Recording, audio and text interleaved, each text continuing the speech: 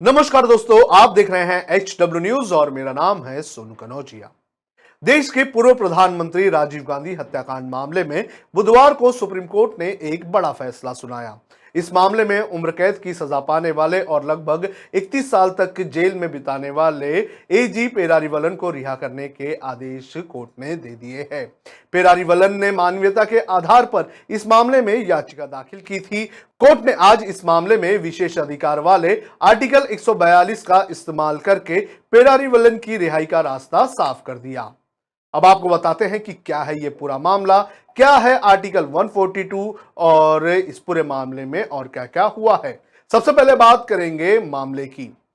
पूर्व प्रधानमंत्री राजीव गांधी की हत्या 21 मई 1991 को तमिलनाडु के श्री पेरुबुदुर में एक धमाके में हुई थी। धमाके में उपयोग किए गए 9 वोल्ट की बैटरी खरीदकर मुख्य दोषी शिवरासन को देने के आरोप में एजी पेरारीवलन को दोषी ठहराया गया था। पेरारीवलन को उम्र कैद की सजा सुनाई गई थी। आपको बता दें कि पेरारीवलन ने फिलहाल जमानत पर रिहा है। उसने रिहाई के लिए याचिका डालकर कहा था कि वो 31 साल से जेल में बंद है, उसे रिहा किया जाना चाहिए। 2008 में तमिलनाडु कैबिनेट ने उसे रिहा करने का फैसला किया था, लेकिन राज्यपाल ने मामले को राष्ट्रपति के पास भेज दिया था। तभी से उसकी रिहाई का मामला लंबित पड़ा हुआ था। आज सुनवाई के दौरान सुप्रीम कोर्ट ने कहा कि राज्य कैबिनेट का फैसला राज्यपाल पर बाध्यकारी है। इस मामले में सुनवाई के दौरान सुप्रीम कोर्ट ने बार बार सवाल उठाए। कोर्ट ने कहा था कि कानूनी और संवैधानिक सवाल यही है कि क्या राज्यपाल कैबिनेट की सम्मति के खिलाफ जा सकते हैं। ये गंभीर सवाल है। इससे संघीय ढांचे पर प्रतिगामी प्रभाव हो सकता है। इससे संघीय व्यवस्था नष्ट हो सकती है। कानून के ऊपर कोई नहीं है। इस मामले में सुप्रीम कोर्ट ने यह भी कहा था कि सरकार हमारे आदेश का पालन करे, वरना कोर्ट आदेश पारित करेगा, क्योंकि सरकार कानून पालन ना करे तो कोर्ट आंखें बंद कर कर नहीं बैठ सकता है। हमारी निगाह में कानून के ऊपर कोई नहीं है। सुप्रीम कोर्ट ने केंद्र सरकार से भी ये पूछा था कि क्या राज्य के राज्यपाल के पास राज्य मंत्रिमंडल द्वारा भेजी गई सिफारिश को बिना फैसला लिए राष्ट्रपति को भेजने की शक्ति है। तो ये अब तक इस पूरे मामले में हुआ है और ये पूरा मामला था। अब आपको बताते हैं कि आर्टिकल 142 क्या है, कौन कौन से मामले में अब तक इसका इस्तेमाल किया गया है।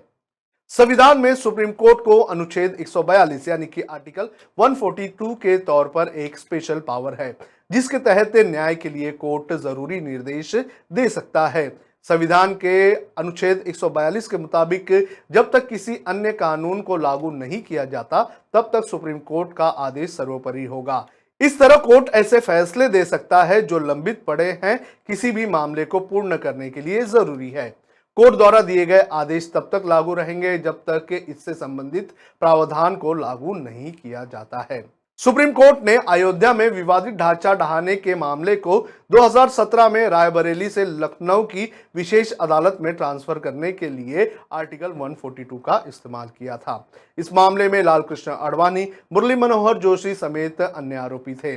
2 साल बाद इसी से जुड़े अयोध्या जमीन विवाद मामले में यह धारा इस्तेमाल की गई थी। इससे पहले भोपाल गैस ट्रेजेडी मामले में सुनवाई करते हुए कोर्ट ने पीड़ितों के लिए मुआवजे के ऐलान के बाद इसका इस्तेमाल किया था। जेपी समूह और घर खरीदने वाले केस और एक शादी के मामले में भी कोर्ट ने इसका इस्तेमाल अब तक किया है। रिहा होने वाले पेरारीवलन ने क्या कहा, यह भी हम आपको बताते हैं। कोर्ट से राहत मिलने के बाद पेरारीवलन ने मीडिया से कहा कि मैं 31 साल से संघर्ष कर रहा हूं, अब बाहर आऊंगा और हम अपनी नई जिंदगी की शुरुआत करेंगे। उसने कहा कि इस मामले में मृत्युदंड की आवश्यकता नहीं है, यह सिर्फ दया का मामला नहीं है। कोर्ट ने भी ऐसा माना है।